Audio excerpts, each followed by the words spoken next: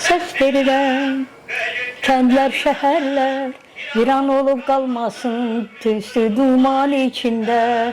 Mən sülhə söz verirəm, didələrin etməsin ballar içində.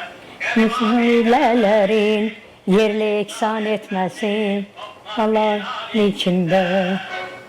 Bax, Bəhruz da belə azadlıq istəyirdi. Bu cür azadlıq, sülh istəyirdi. Bəhruz pis şey istəyir. Bizim məşhur, dünyalarca sevilən Rəşid Behbudumuz sülh istəyib. Bu mahnını bütün dünyaya oxuyub.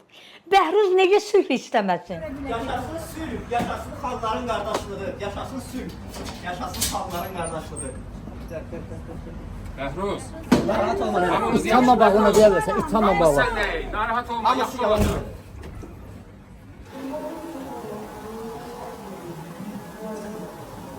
Ona görə dedilər ki, yaxşı, gözləyin, Bəhruz'u gətirsinlər. Deyirəm, bu dövlətə xəyanətin adı nədir? Deyir ki, ermənilərlə sülh şəraitində yaşamaq istəyir bu. Bunun belə yazıları var. Biz bunun belə yazılarını oxumuşuq. Sülh şəraitində yaşayaq, müharibələrə son qoyaq, sülh müqaviləsinə qol çəkək. Bəhruz bunu deyir, bunu istəyir, sülh istəyir. Bütün gənclər necə sülh istəyir, Bəhruz da o gənclərdən biri, o da sülh istəyir. Azərbaycanda heç bir insan haqlarına hörmət olunmur, insanların konstitusiyon hüquqları pozulur. Bəhruzun dediyi bu idi ki, deyir, sizin dövrünüzdə siz necə yaşamısınız ermənilərlə? Deyirəm, çox mehriban yaşamışıq. Deyir, elə indi də mehriban yaşamaq lazımdır da, deyir, elə həmişə mehriban olmalıyıq da, deyir, bütün xalqlar, bütün qonşular. Sembolü deyir, qonşu yox deyir, mehriban yaşayaq. Mən də deyir, istəyərdim mehribanlıq olsun. Düşmənçilik olmasın, müharibələr olmasın. O həmişə bunu arzulayırdı.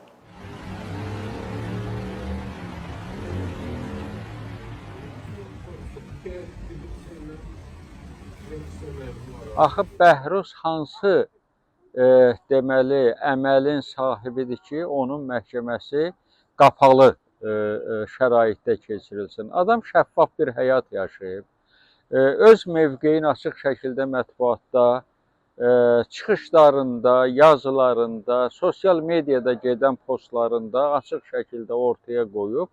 Hansı gizli əməli var Bəhruzun ki, indi onun deməli məhkəməsi qapalı şəraitdə keçirilir və bu da Bəhruzu ictimai dəstəkdən məhrum etmək xarakteri daşıyır.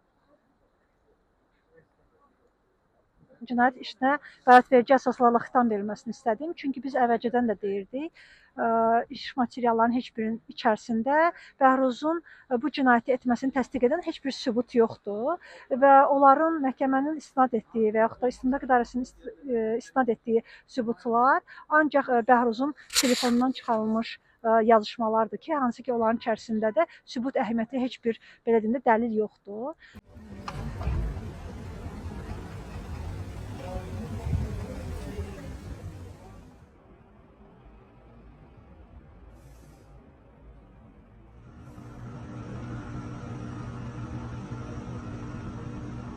Ancaq mənəm, atası, anası, hamısı ölüb, vəssalam, başqa heç kəslə, heç bir qohumla əlaqəsi yoxdur.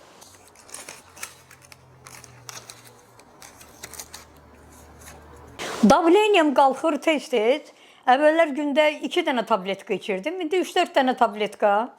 Yeməyim, iştahım qətiyyən yoxdur, azalıb. Heç xörək zad bişirə bilmərəm özümə. Gücbala ilə, bir tikə çörəklə, su ilə. Bunu ilə başımı aldadıram. Ancaq ki, necə deyirlər, baş gicəllənməsi, ürək bulanması məndən əl çəkmir. Gecələrdə yata da bilmirəm.